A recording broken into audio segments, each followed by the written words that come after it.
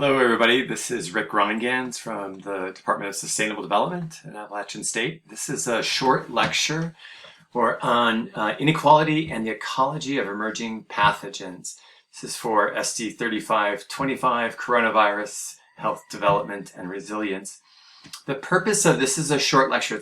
I'll do a couple of them on this issue of kind of inequality and ecology in emerging pathogens. This was a little bit more on the ecology and just understanding some of the basics of transmission of emerging pathogens. And it kind of gives us the foundation for thinking about how different social and ecological interactions influence the kind of patterns of disease emergence that we see. I'm hoping that you'll watch this before class, and then we'll talk about its implications and we'll hit some highlights as we go through class.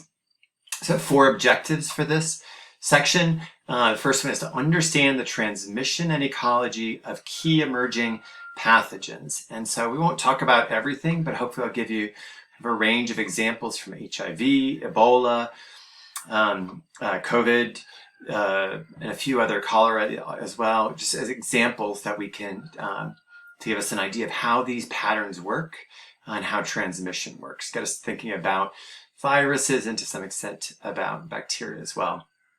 The second objective is to understand how human-animal interactions change pathogens and enable emergence. About 60% of the infectious diseases that affect humans come from animals. It's a huge part of kind of our health, especially in terms of infectious diseases. And they're essential in understanding human-animal interactions are essential in understanding emergent infections. Third objective is to consider what factors contribute to the inequalities in emergence and persistence of pathogens. So we're going to use this understanding of transmission and ecology to think about how that creates different risks for different populations, and how does that kind of enable inequalities to emerge.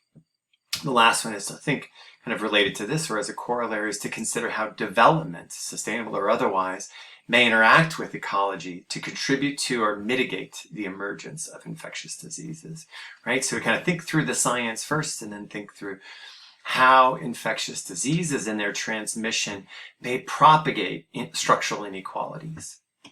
Okay, so let's think a little bit about what do we mean by emerging pathogens.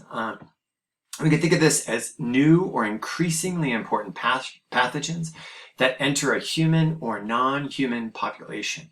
Usually we're most interested in kind of human populations, but they have real importance for others as well. So might include a virus that affects an agricultural crop, for instance, or that it affects a wildlife population.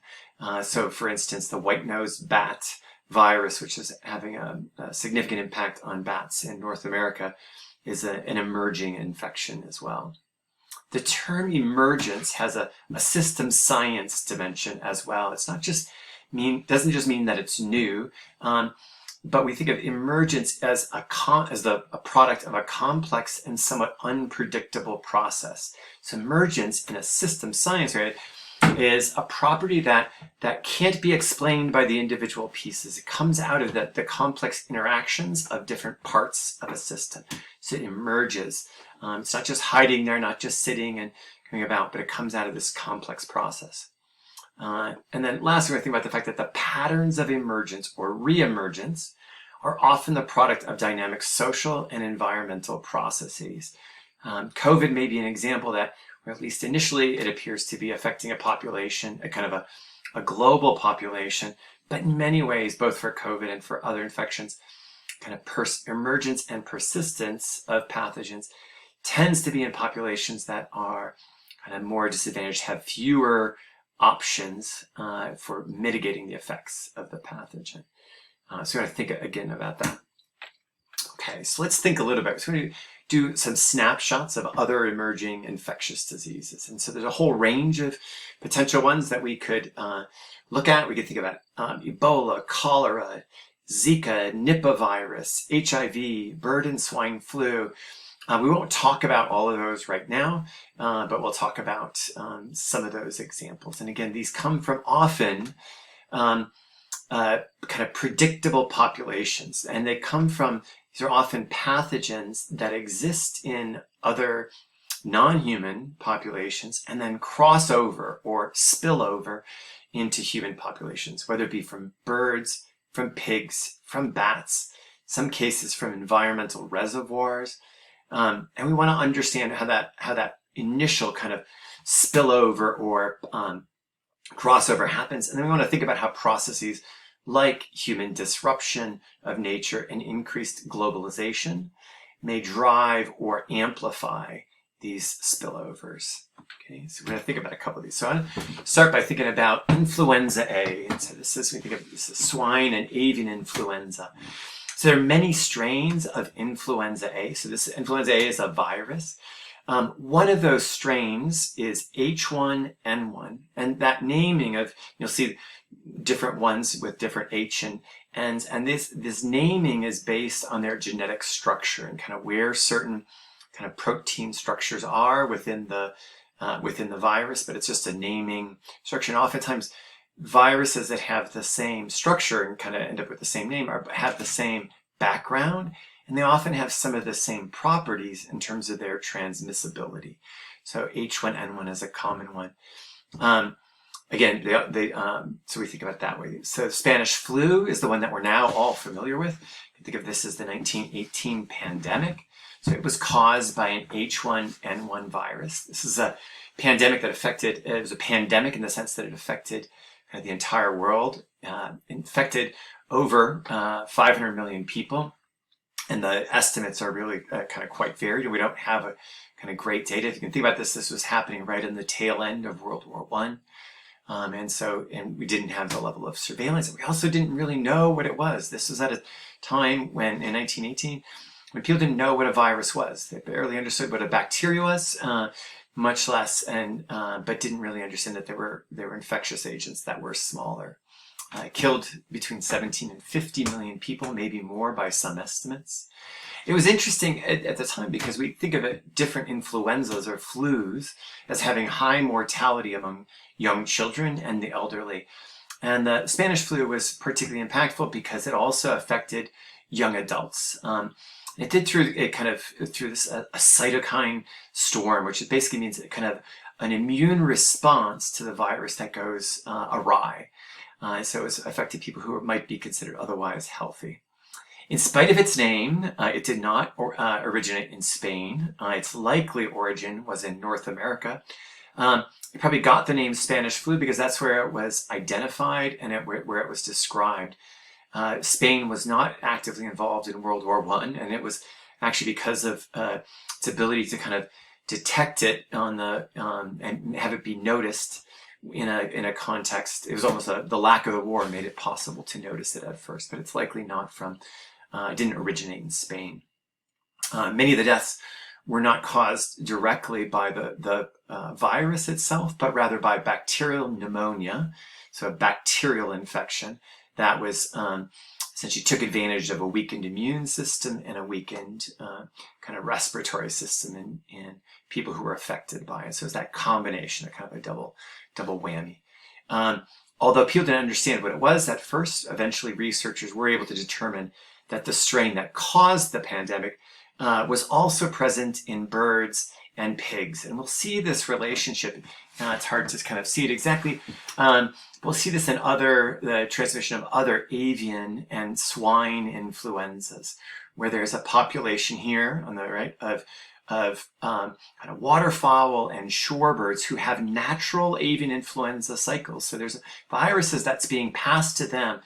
And if it's persisting in them, it's not something that's going to fatally kill them. If you think about it from a virus's point of view, it doesn't necessarily want to kill its host. It just wants to be able to replicate, right? Not that it wants to do anything, but that's what it's selected for. So you have, so there's a natural population of avian influenza circulating among birds. That can then get transmitted to domestic waterfowl and domestic waterfowl back. And then from there to mammals, primarily pigs. So domestic fowl, and you can think about why. Why is that kind of pigs and domestic fowl might pass influenzas between them? And it's because of their proximity on farms and in other contexts. And then it goes to humans. And so we think about this emergence. The other thing that we'll see that's interesting too is that humans then can pass part of it back to mammals. So we get this dynamic interaction where we've got populations of hosts. So we've got wild birds, domestic mammals like swine, humans. And we've got populations of the virus that tend to be unique to each of them and are being passed back and forth. And you can start to imagine how the landscape or ecology shapes how wild birds and domestic birds interact, how domestic birds and domestic mammals interact, how domestic birds and mammals interact with humans, right? So it's this interaction between populations of pathogens and hosts interacting across the landscape, okay? So we can look at this a little bit more for influenzas, and it gives us an idea of some of the crazy things that are happening at a genetic level when we think about viruses. And this gives us a little idea of the whole spillover process for coronavirus as well. Okay, so when we think about this idea of strains and change, right? As I just said, there are different flu viruses regularly circulating in birds, pigs, and humans. They're also in other mammals that are maybe less important for flu, become important for coronavirus, right?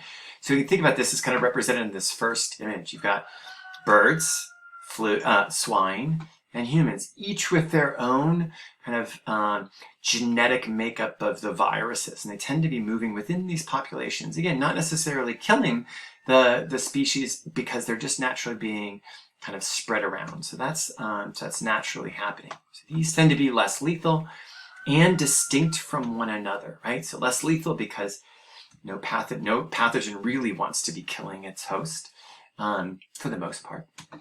All right, so there's two important processes of change that go on. So strains can change in one of two ways. The first one is we can have the process of mutation, and which we think of as it's going to often refer to as an antigenic drift. And this is just about small genetic changes in the virus, in this case an influenza virus, as it's being replicated, right? So a virus isn't really a living organism all on its own. It kind of takes over human cells and it gets them to produce new particles that take over more cells that then produce more particles, right? At each one of these kind of rounds of replication, we can get small mutations, and so those start to change, right? The second kind of change that can occur is called reassortment, and which is also referred to as an antigenic shift. And this is when we get movement between different viruses, right? So imagine if a pig has a little bit of bird flu virus in it and a little bit of swine flu in it, you could actually get genetic material getting moved back and forth between the different flu viruses, right? This reassortment. And so that's different than just changes, kind of random changes within. And this turns out to be really important for the emergence of pandemic flus. We get these new strains because oftentimes when this reassortment happens, right? So when a pig is able to take a little bit of something from a human flu virus, one of the things that it might bring with it is an ability to transmit between humans. So it may take a little bit of the genetic code that makes it easier for this human virus to move between humans. So that becomes really important in the spillover effect, right? So new and dangerous strains often combine genetic materials from different species, and they enable this spillover, this notion of kind of leaving from one to another. So it creates a whole new strain or a novel strain. Okay, so we can think of, again, another way to think about this for pandemic flu. So this is when flu strains with human flu genetics often have more of an ability to spread between humans, right? So we get this pig that was able to combine these, it then passes it on to humans. And in part because it has a little bit of that human kind of flu genetics, it's able to pass between humans, right? So these are different kind of steps that happen or stages, and we'll kind of come back to this.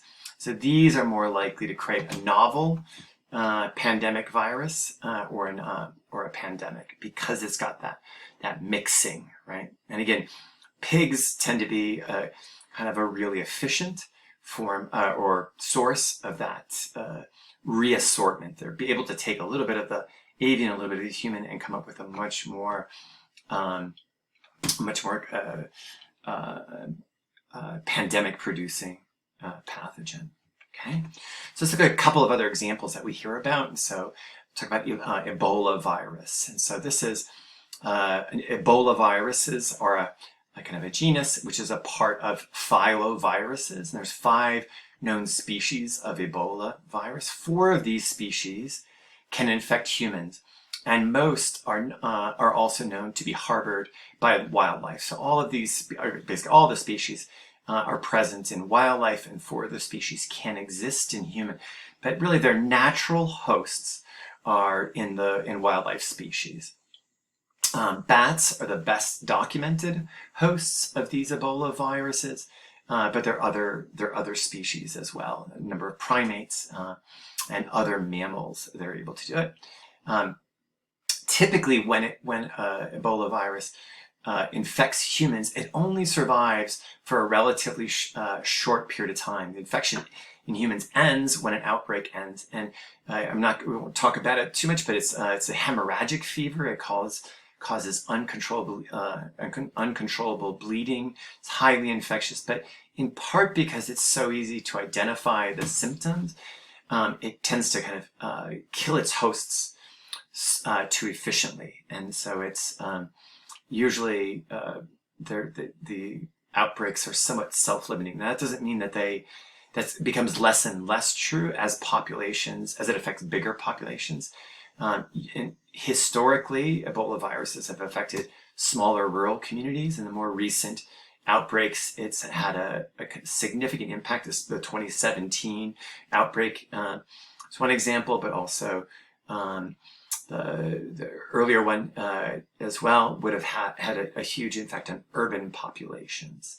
Again, it's unclear where specific outbreaks come from, whether they come from bats or other mammals, but again, it's often expected to be due to a human encounter with an infected bat or forest mammal. So that could be through bushmeat or through something else, but usually hunting forest mammals for protein is the main kind of is the typical source of an initial outbreak.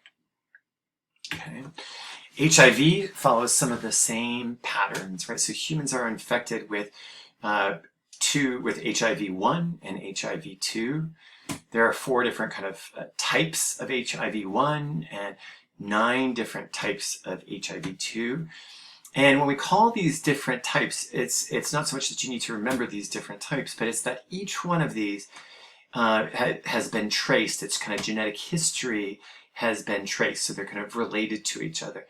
And all of these human-transmitted HIV types came from separate spillovers from different primates infected with simian immunodeficiency virus, or SIV, in Central or West Africa, typically in the Democratic Republic of the Congo or in Cameroon. Right? So each one of these types came from a different kind of moment where primates that were infected with SIV kind of were able to spread that to humans. The first documented spillovers occurred in the early 20th century, and it's really kind of unclear if ones occurred before then or if or not. But it's easy kind of to imagine that part of this is the movement of people kind of into the forest, being pushed into a forest, and maybe relying more kind of higher populations as well. But it may also be that those earlier spillovers occurred but weren't noted. So we can think about key questions like what factors contributed to the initial spillovers to occur? What was the role of population density? What was the role of displaced populations? Secondly, we can think about what factors contributed to the emergence of HIV from SIV, right? So it's one thing for the virus to infect, go from primates to humans and infect the humans. But in order for it to actually become a sustained transmission, it has to make a genetic shift. It has to be able to transmit from human to human. And in the upper right, we can kind of see what happens, right? So you can think of this, again, similar to the stages above for pandemic flu. Imagine you get a little outbreak among primates, which then because of contact between primates and humans, gets passed to humans. And maybe it has a little epidemic of its own, but it's a dead end unless it can be transmitted from human to human, right? So the key link is for it to be able to be, you get a primate who passes it to human, who's then able to maybe pass it to another human, and then another human, and another human. But that doesn't necessarily mean that it continues. Oftentimes there'll be short-lived transmission, so short-lived secondary transmission. But an important step is when it actually makes this leap, when you actually have an epidemic of transmission between humans to humans, where this becomes sustained over a period of time. Think of this as serial transmission, and this is kind of sustained transmission that's persistent, right? Again, if we think, so those are key questions. The other thing to think about for HIV, and we'll talk more about this, is what are the factors that fuel the current or the patterns of current and ongoing pandemic, right? Why did it spread in certain populations, and why does it persist in certain populations and maybe not in others, right? What are the behaviors? How does access to healthcare? How does nutrition? How do gender dynamics? How do exclusion, stigma? How do all these factors affect kind of persistence and emergence of the kind of nature of the pandemic? All right, keep going. We'll do a separate lecture on cholera and emergence and reemergence, but I thought I'd just at least mention it briefly here. So cholera is caused by Vibrio cholera. So this is a bacteria. It's the one bacteria I'm talking about in this short lecture. The others are viruses. So it causes cholera in human. There are other species of cholera, or of Vibrio, I should say, that infect humans and other animals. In fact, even Vibrio cholera, the same species that affects humans, can infect and can persist on other animals. It's been found in fish, for instance, both on the surface but also in the gut of fish. So it can be transmitted that way, but most typically it's transmitted through water, through contaminated water. The bacteria is in the water, it's consumed or ingested by people, and then it starts to reproduce in the gut of humans. Its first identified pandemic was in 1817, and it originated from the Ganges River in India. And that first pandemic, certainly there were infections before then, but that pandemic went to Sri Lanka, to Malaysia, and then to kind of colonial populations as well. And in fact, it was really the globalization and colonialism that enabled that first pandemic to emerge. The second pandemic followed shortly behind. Again, pandemic is really when a particular epidemic or outbreak spreads widely within a population, and then it moves on to almost a global reach. Second pandemic was from 1929 to 1951, and it really was the first time that there was ongoing transmission within Europe and beyond. And part of this was about the ideal conditions as in increasingly urbanized areas within Europe. The third global pandemic was in 1852 to 1859. It was often regarded as the most deadly of the cholera pandemics. One of the outbreaks within this was or many of the outbreaks that occurred within this third global pandemic were in urban areas in Europe and in North America. So there were ones in Chicago, in New York, in London, again, across North America, and in Europe. One of the more famous ones, which I'll talk a little bit more about in another lecture, was in London, and it was a cholera outbreak where John Snow kind of understood the patterns of transmission by understanding the geographic distribution of cases. This is often up in the upper right here referred to as the death map, and the Broad Street pump. That's just a little bit of a foreshadowing of a future one. We're currently in the seventh cholera global pandemic, which has included, it really started in 1991.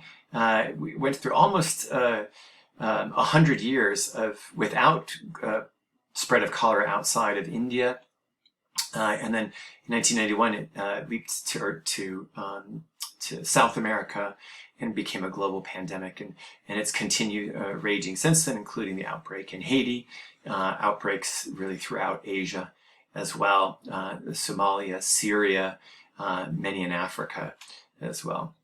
Again, cholera has a number of environmental and other animal hosts, but it really is more about these environmental hosts. It's able to go into a dormant stage in association with algae. It allows it to persist for a long period of time. It can be both epidemic in the sense of having an outbreak where you see nothing and then it emerges. And we think of those. So there are many places in the lakes region of East Africa where you don't see it for a long time and then it comes, or for several years, and then it comes back again. There's also places like Bangladesh and parts of India where it's endemic, meaning that it really is, it's always there. It may have a seasonality to it, but it's really every year there's cholera. Again, we'll talk more about cholera in the next lecture. So let's talk a little bit more about SARS-CoV-2 transmission. So this, again, SARS-CoV-2 is the coronavirus, which is the CoV. The SARS is the severe acute respiratory syndrome. And this is the virus, the particular strain of coronavirus that causes COVID. And this kind of shows us a little bit of a map of how this works, right? So like many coronaviruses, SARS-CoV-2 originated in wild populations. It's pretty clear that it came from populations of bats. So there's a great deal of diversity of coronavirus, biological diversity, coronavirus in bats. And we can think about that biological diversity as being a product of the biological diversity of bats, both species diversity and the kind of biogeographic diversity. So you get colonies that are isolated and can develop their own strains. I think of this as a little bit analogous to bean varieties in Appalachia, where every holler and kind of historically might have developed its own variety. And so we get this huge variety of beans, and bats get a huge variety of coronaviruses. Bats tend to be good hosts because they both are able to be a host that doesn't get infected, so they can resist infection. But they can also have a low-grade asymptomatic infection, which is non-lethal. And so this both allows the virus to persist, but it also allows the species to continue. Again, and if a pathogen, if a coronavirus strain became lethal to bats, it would kill the colony and then it would end that strain. So we see there's probably truncated versions that or mutations that may have been lethal, but then we don't see those because they destroy their host populations. There's two kind of hypotheses, or there's two kind of likely versions of an intermediate host. And so one is livestock trade in wild animals. So bats might infect a mammal, which might be then captured for live trade or for meat. Or it also may go to other intermediate hosts. And there's a number of other mammals that can be coronavirus hosts, and we don't really know. And so you can imagine this as there are ones that are more likely in this case, like pigs, wild birds, chickens, cats, bats. And then there's slightly more wild populations where there's a movement of genetic material between them. So this is kind of like a complicated version of what we saw for the potential for reassortment in human influenza viruses with influenza A. And then from each of those, we can get to humans, right? And so we can think about similar sets of kind of complex transmission dynamics among humans as well, right? So both between individual humans, community contact, hospital contact, contact between patients and other patients and workers. And we can think about how population mobility, both kind of large geographic mobility, and how gatherings can influence the geographic patterns we see. Again, I want you to kind of think about a couple of different unique leaps or stages of this. There first had to be the leap to non-bat mammals. In this case, there was also then a leap to humans, likely in this case. And then there had to be a leap that allowed for the sustained transmission in humans, right? So the exact viruses that are circulating in bats aren't necessarily the exact same ones. There's both contact and this genetic movement that's likely happening that makes the pandemic possible. If we think then again about the spillover, another way to think about it is these as 3 stages of transmission. This is one way to think about it. So we can think about transmission among non-human mammals, spilling over from bats that harbor it, then the transmission to humans, and human-to-human transmission, this kind of second phase. And this can leads to localized human transmission that may not be noticed. We continue to kind of unravel when was the first human-to-human transmission, and although it was really late 2019 that there were clear outbreaks of human transmission. We keep finding that actually there were earlier transmissions and between humans, but again less noticed because of they were less noticed, in part because we don't have the surveillance ability to tell that. Then we think of another stage. Again, this globalization leads to the spread of the virus, which enables the sustained pandemic. And now we have a virus that doesn't require anymore our animal hosts. It really is based on just human-to-human transmission. I don't want to go too far into this, but I want us to think a little bit about how do we understand the kind of history of a pathogen like SARS-CoV-2. And this is really done through genetic sequencing. And so this is basically taking particles of a virus or genetic sequences from a virus and looking at the pattern. And the basic idea is that same strains originate from the same source. So if I sampled 3 different patients and they all had the exact same genetic material, then they likely came from the same strain, the same source. But if we find one small difference between strains, between the genetic sequencing for 2 infected people, they likely came from a different source. And so the idea is to kind of figure out, well, who has the same strains? Who's more similar to others? And so this is what actually allowed us in the US to determine that most of the initial US infections that occur in New York as a part of the pandemic didn't come through Seattle and through China, but they actually came through Italy. So they were a strain.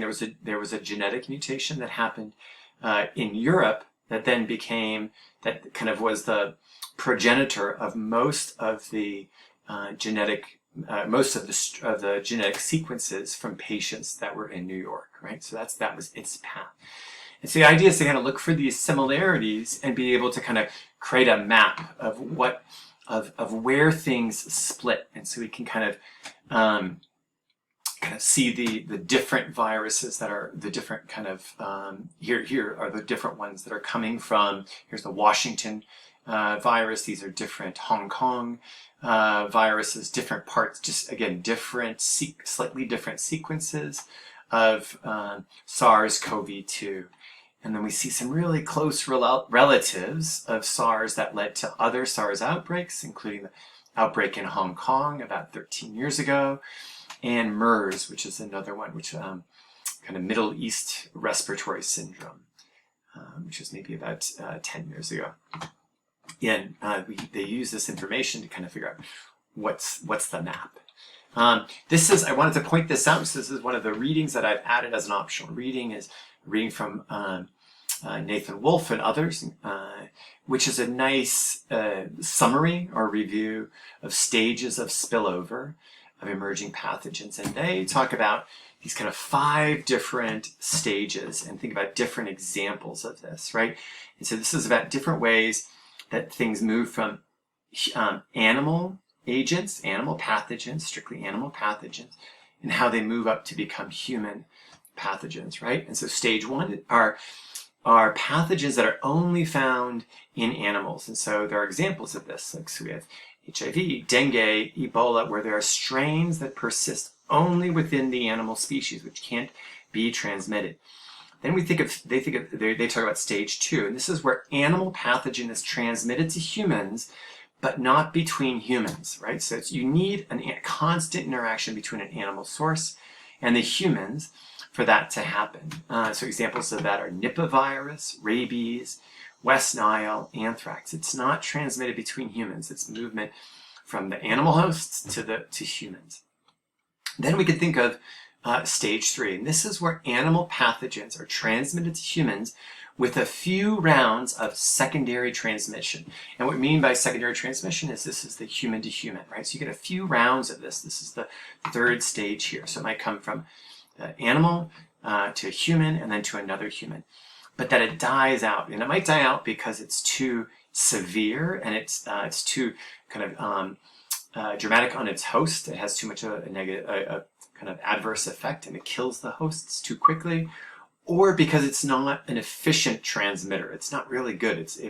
For instance, it might require coughing or large particles or direct contact, or blood transmission is a good example where it's really unlikely. There's less blood-to-blood transmission between humans, but once breathing or coughing become a means of transmission, it becomes more robust. And so then we can think of stage 4, and this is where it's a little bit complicated, where we have essentially that continues. We have these are animal pathogens that have both a sylvatic cycle, which means that there's still infection going from a wild animal population to humans, constantly being infected. And there's also another longer sequence of human to human secondary transmission. And some really good examples of this are yellow fever, dengue, we just talked about influenza A, and cholera as well. So you get both kinds of transmission happening, right? There's both modes of transmission. And then we get to stage 5, where this is the pathogen essentially becomes independent of its animal host. And so the pathogens become exclusive to humans. And examples include measles, mumps, smallpox, and HIV. Hopefully this gives you an idea of some of the different ways in which pathogens can be transmitted and how emergence happens. And I want to leave us with some thoughts, and we'll talk about this more in class. And this is about how this understanding of the ecology might suggest how development, or how sustainable development, interacts with this process of disease emergence. Right? So what's the role of human-animal interface? How might development processes influence human-animal interfaces? What about land use change? How does land use change, like deforestation, potentially impact the interaction between humans and animals, and potentially change the conditions for emergence? Urbanization. How would urbanization change the dynamics or the ecology of an infectious disease and potentially create an opportunity for greater spread? Globalization, we've already mentioned this a little bit. How does globalization affect kind of whether or not a pathogen moves from stage 4 from wolf or to stage 5? How about climate change? What does it do? What does it do directly by maybe changing the environment, but also what might it do by changing other dynamics about changing land use, about changing urbanization, about changing globalization? And the last one I want to think about, or that we'll talk about, is how inequality and poverty change or create gradients for the emergence and persistence of infectious diseases. And we want to think about how these are mediated, how the emergent pathogens are mediated by ecological processes and gradients. All right, thanks for listening.